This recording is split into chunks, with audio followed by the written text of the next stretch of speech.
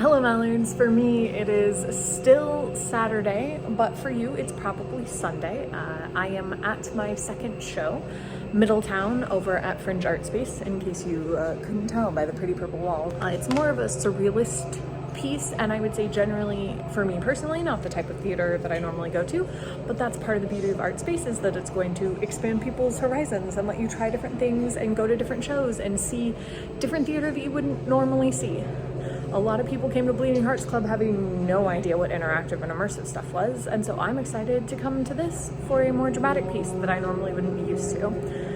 The first act was really interesting. I did miss the first scene because traffic getting here and parking was kind of a disaster, and I thought I had planned enough time in for it, and now I learned that I have not. I've come to matinees at ArtSpace before instead of Saturday night shows, and I will keep this in mind for the future. But I missed just a short scene and I've enjoyed the rest. The fun thing about this is it's got some interesting ways to treat the audience. So it has some characters that are part of the audience, and several characters deliver soliloquies directly to the audience. But for the most part, people very much are behind the fourth wall. We are actively watching a show as opposed to what I saw earlier today. But it centers around these two characters in a small town called Middletown, and it's sort of a slice of life kind of thing, with some interesting characters, including an astronaut in space. So I'm having fun so far. I'm enjoying the staging. It has incredibly talented performers, and it's also really pretty. There's this moon projection on the back wall that I really like. I really like the way the lighting is done. Felicia, who is playing the female lead, is so enjoyable, and Mike Marinaccio, who's playing the male lead, cracks me up.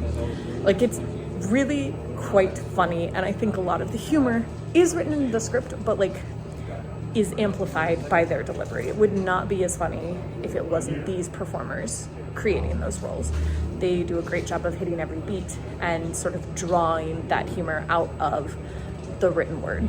And so that's been fun. And now I'm gonna go in for Act 2 and I'll talk to you when it's over. The show is over now.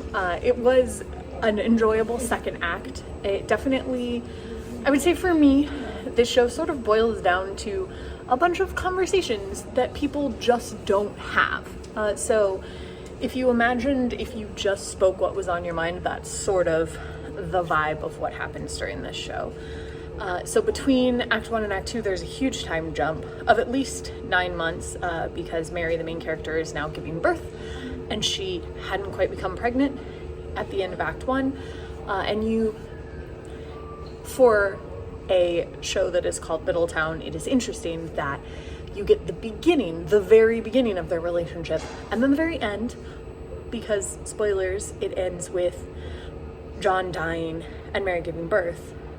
And so that is the end of their relationship because he passes away, which means you get the beginning of their relationship and the end of their relationship, but not the middle, which is fascinating because the show is called Middletown. They talk in the fake audience portion just before intermission about being in the middle of things, but actually we just skip the middle. There is no middle. No one cares about the middle. It is a beginning and an end and nothing else. And I find that kind of fascinating. It is not, generally speaking, the type of show that I really love to go see, but I knew that I would enjoy the artistic choices in this. I also knew that I would enjoy the performances, and I absolutely did. The humor was very enjoyable in this act as well, and I thought that the artistic choices were really interesting.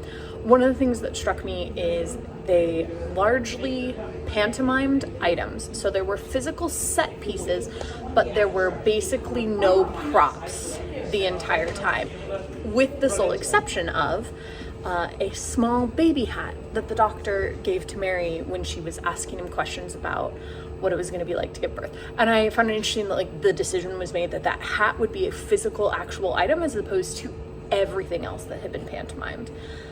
And I thought that that was kind of cool and fascinating. And a lot of the speeches in this second act I liked a lot. The speech that the doctor gives about what Mary should do was really poignant, and it's a beautiful piece from start to finish. It's still playing next weekend, so if you have a chance, you should absolutely come out and check it out.